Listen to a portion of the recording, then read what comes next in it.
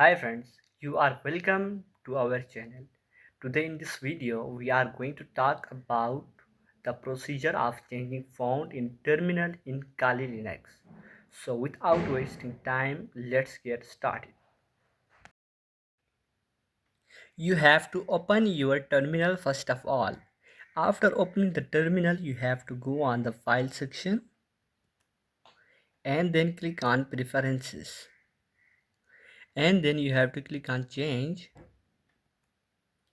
and then you can change the font style. I don't want to change the font style. If you want to change the style, you can change.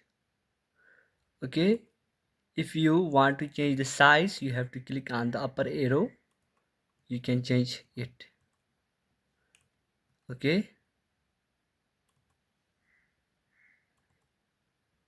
I hope 16 is enough for me, so I will click on OK.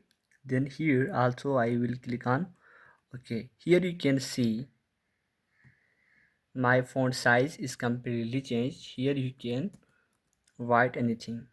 So this is the way to change the font on Kali Linux operating system.